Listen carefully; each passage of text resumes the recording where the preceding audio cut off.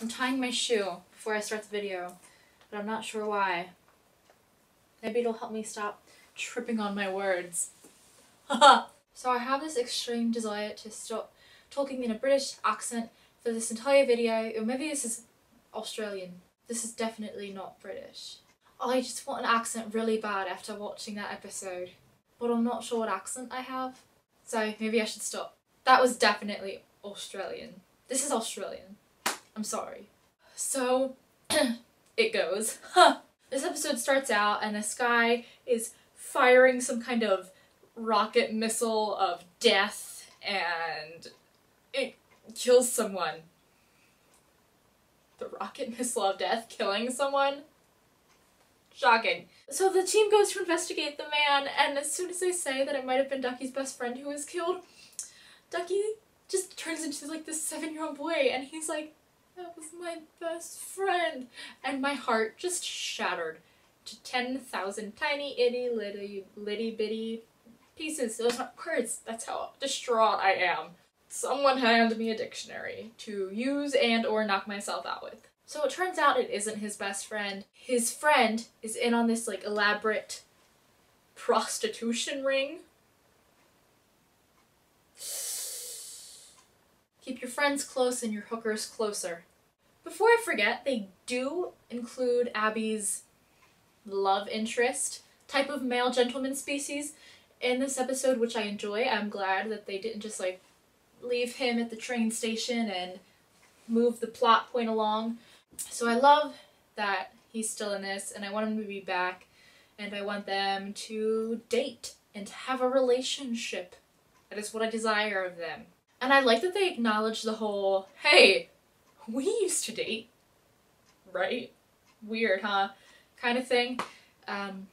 Which I always forget that they dated, because that seems like a whole nother life in NCIS time. I like that they acknowledged it, and I like that he's not jealous, and I like that they still talk about Delilah even though she's not there. I feel like they talk about her more now that she's not there than they did when she was actually present. Oh my god, I died at Palmer's Toad joke, where it was like, what happens when a frog parks legally? They get towed. I was like, yes. Yes. I want like a Palmer joke book. Can that be one of the things they put in like the CBS store, like those tie-in products? Palmer's jokes from the grave. So Ducky and Bishop go to England and they run into his old love. Oh god, I shipped these two so hard, and I know I use that term very loosely because I literally shipped left and right Twix, but my heart was losing control. I thought it was the sweetest thing. I want them to get married. And it turns out Ducky knocked out his friend's front teeth, which, holy shit.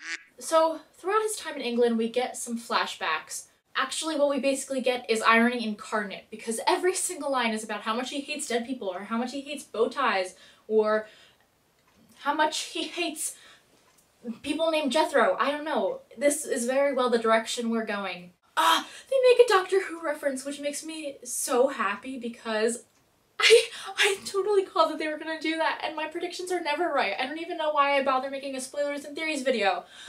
Right, so we cannot laugh at me when I'm wrong. However, I do have a slight bone to pick.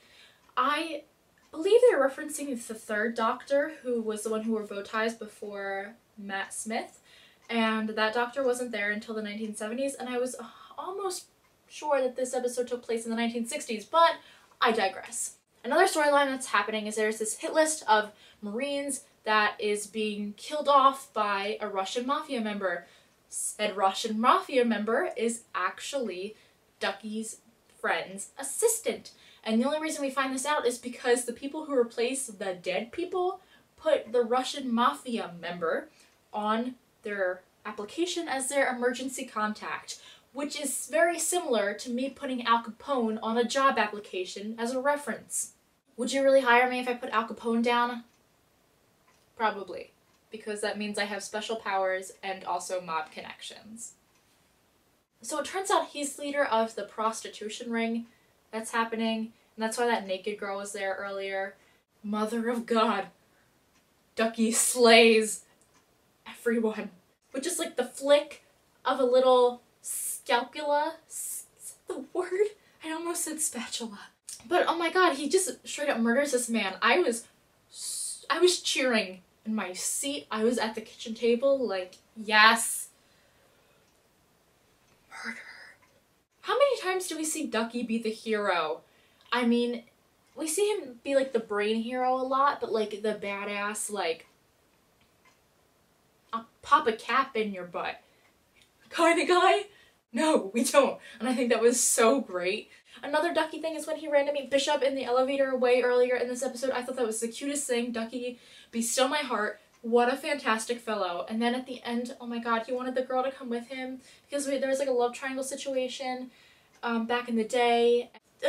Please come with me. And she was like, no, I'm with this other guy. And the guy was like, choose. And then she was like, "Mah," and then she ran away and Ducky punched him in the face and that's how he lost his teeth. And he's like, no, come with me. And then the next day he went to the train station and the girl was there, but she didn't want to go with him because she didn't have any bags because she was arguing with the other guy. And then he left and his face fell. And then at the end he had the chicken.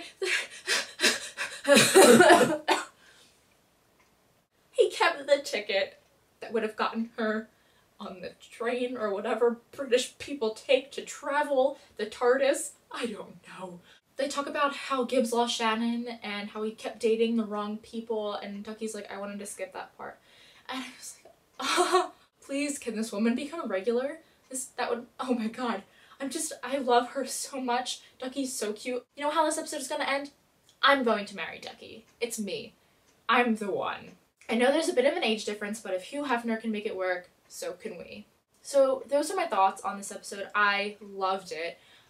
I thought the casting for this episode was flawless. All the younger versions looked so much like the actual people. I thought it was ridiculous. Like at one point I thought it, like, honestly thought it was the same woman, and then I'm like, wait, this woman's like 60. I don't think it's the same woman. I was blown away by that, and the acting was amazing too. This episode seemed similar to another one that I can't quite specifically recall. It was definitely something with like an old friend. I don't know if it was reminding me of the one about the father last season or the one with Gibbs's old Marine friend who was like a girl. That's very vague, but I'm hoping you know what I'm talking about. I think there's a lot of episodes with this same plot that one of the main characters... Oh! I'm thinking of Tony and his dirty cop friend who died. That's exactly what I'm thinking of. There again, so you know what? There's so many episodes like this, but this is probably my favorite out of all of them. I thought this one was so good. This and Tony are probably my favorite, actually. I just think they put a unique twist on it each time because you can't completely replicate someone's backstory to a T.